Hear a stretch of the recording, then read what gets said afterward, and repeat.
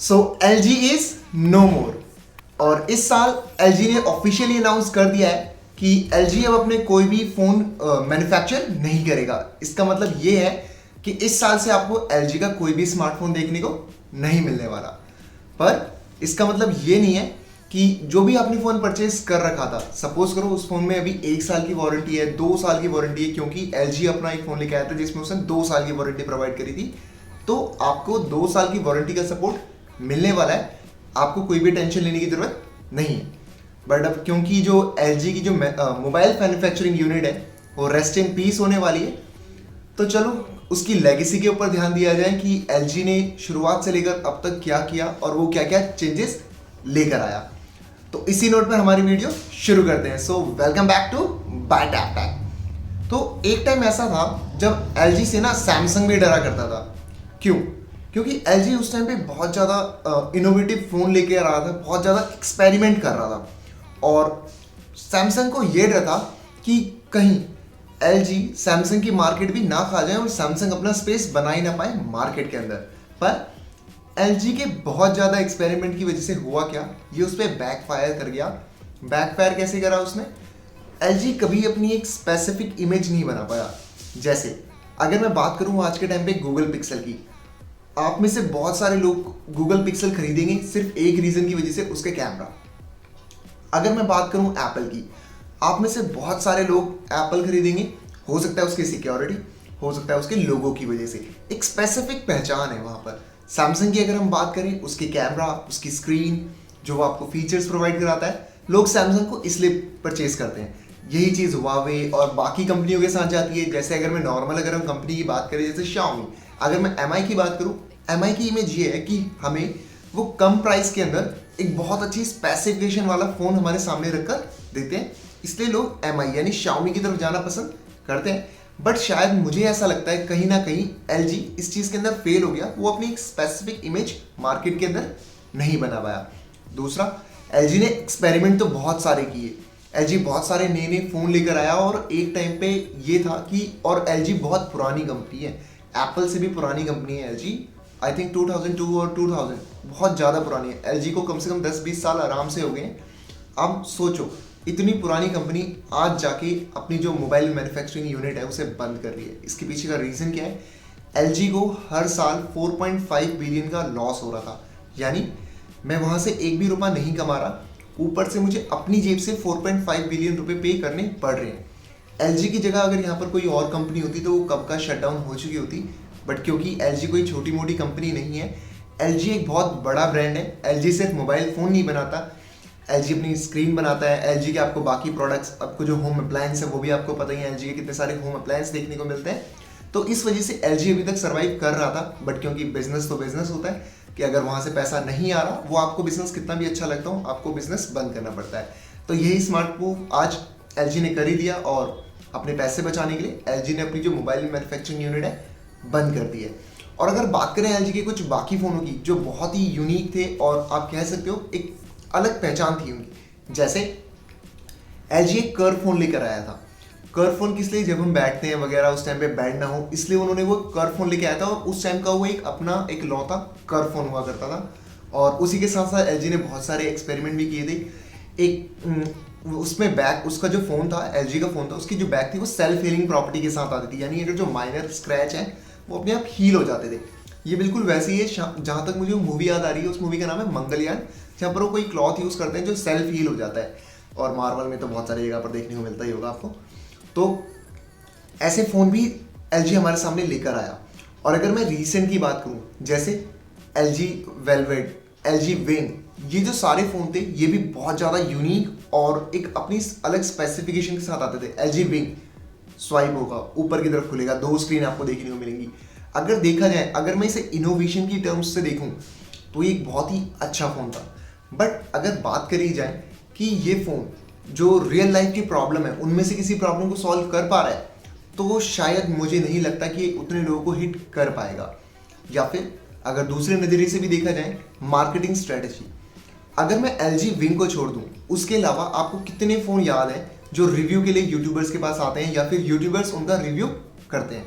ये भी एक बहुत बड़ा रीज़न है, क्योंकि देखो, जो दिखता है वही बिकता है।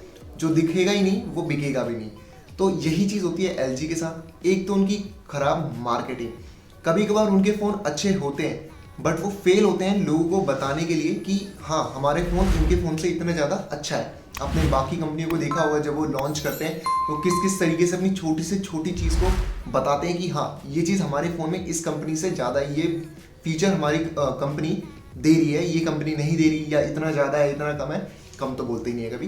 तो ये सारी चीज़ें देखने को मिलती हैं जो एलजी की तरफ से हमें मिसिंग दिखाई दे रही थी बहुत लंबे टाइम से। और अगर एलजी के बाकी फ़ोन की बात करें तो एक टाइम था जब एलजी भी रूल किया करता था नोकिया की तरह, बट नोकिया ने सही कदम नहीं उठाए, नोकिया की कुछ गलतियां जिस वजह से नोकिया बंद हो गया और आज एलजी भी उसी कगार पर खड़ा हुआ है और लगभग बंद हो चुका है। और अगर एलजी की कुछ ऐसी चीज़ों के बारे में बात करी जाए जो उसकी लेगेसी हमेशा रहेंगी, तो वहाँ पर भी हमारे पास एलजी कुछ आप कह सकते हो चीज़ें निशानी छोड़कर गया है। जैसे अगर कुछ जेस्चर्स की बात करी जाए, double tap to wake up, double tap to screen lock, ये सारे जो जेस्चर्स हैं वो एलजी हमें छोड़कर गया है और आज भी यहाँ पर हम इन जेस्चर्स को यूज़ करते हैं। ये बहुत ज़्यादा यूजफुल जेस्चर है हमारे लिए। और अगर मोबाइल फोटोग्राफी की बात करी जाए तो एलजी ने इस सिनेरियो को पूरी तरीके से चेंज कर दिया था, क्योंकि शुरुआत में कुछ ही ऐसे फ़ोन हुआ करते थे जो ड्यूअल कैमरे के साथ आया करते थे। और जहाँ तक मुझे याद है मैंने जो सबसे पहला फ़ोन देखा था वो भी एलजी का ही फ़ोन था जो ड्यूअल कैमरे के साथ था। तो ये जो लेगेसी एलजी अपने साथ लेकर आया था, वाइड एंगल कैमरा और बहुत सारी चीज़ें। जैसे अगर आपको याद हो तो एलजी ने गूगल के लिए भी अपने फ़ोन मैन्युफैक्चर करता था, एलजी नेक्सस करके, जहाँ पर उसके कैमरे बहुत अच्छा हुआ करते थे। क्योंकि गूगल की तरफ से आ रहा है तो सिक्योरिटी वगैरह भी हमें बहुत अच्छी देखने को मिलती थी। वो फ़ोन भी अच्छे चले, फिर पता नहीं धीरे धीरे क्या हुआ, वो फ़ोन बिल्कुल ही ख़त्म हो गए। और एलजी ने विंडोज़ भी ट्राई किया था शुरू में, विंडो में फेल हुआ। फिर उसके बाद एलजी आया अपने गूगल एंड्रॉयड, बेसिकली एंड्रॉयड उसका सही चला, अच्छे फ़ोन आ रहे थे। फिर एलजी की कुछ अपनी और गलतियाँ, जैसे एलजी ने जो डुअल स्क्रीन फ़ोन निकाला था, आप कह सकते हो अगर बुरा नहीं तो, अगर ज़्यादा अच्छा नहीं तो इतना बुरा भी फ़ोन नहीं था वो। और मेरे ख्याल से तो सही अच्छा ही फ़ोन था जिस प्राइस ब्रैकेट पे आ रहा था जब उन्होंने डिस्काउंट दिया था। अगर आपको याद हो तो जो एलजी का G8 ThinQ, शायद यही नाम है उसका, और एक तो इनके नाम इतने ज़्यादा कॉम्प्लिकेटेड होते हैं, याद करना बहुत ज़्यादा मुश्किल होता है।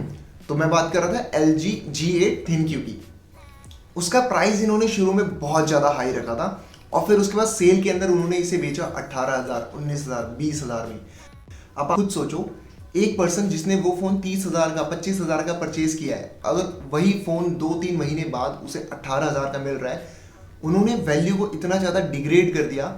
तो कोई दूसरा पर्सन अब उनका फ़ोन क्यों खरीदेगा? वो तो यही सोचेगा ना कि 2-3 महीने वेट करो, इनका फ़ोन का प्राइस 6-7 हज़ार रुपये अपने आप गिर जाएगा तो वहीं से खरीद लेंगे अगर मुझे वही फ़ोन खरीदना है। इस वजह से कभी अपने ज़्यादा फ़ोन भी नहीं बेच पाए।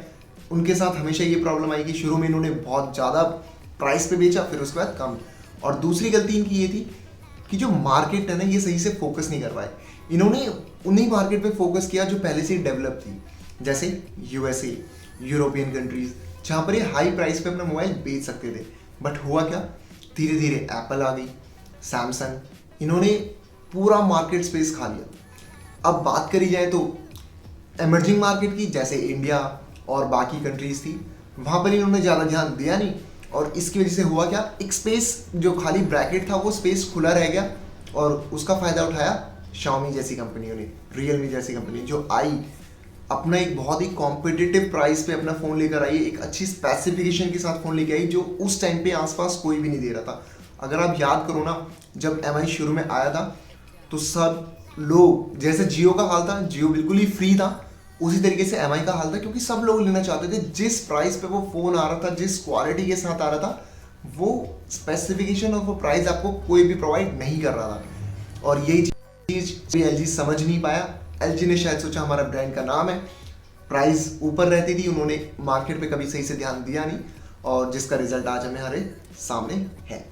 और अगर बाकी चीज़ों की बात करी जाए एलजी की, तो एलजी तो वैसे बहुत सारी चीज़ें मैन्युफैक्चर करता है। और जैसे मैंने आपको बताया, एलजी हर साल कितने का लॉस कवर अपने मतलब झेल रहा था, 4.5 billion.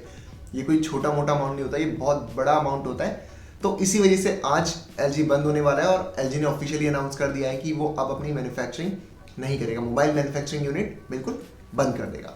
So that's it guys, ये थी आज की हमारी वीडियो कि एलजी क्यों बंद होने वाला है और एलजी की पूरी लेगेसी जिसमें हमने आपको सो अगर आपको ये वीडियो पसंद आई तो please hit that subscribe button और बेल आइकन को भी दबा देना ताकि आपको हमारी वीडियो की सारी नोटिफिकेशन मिलती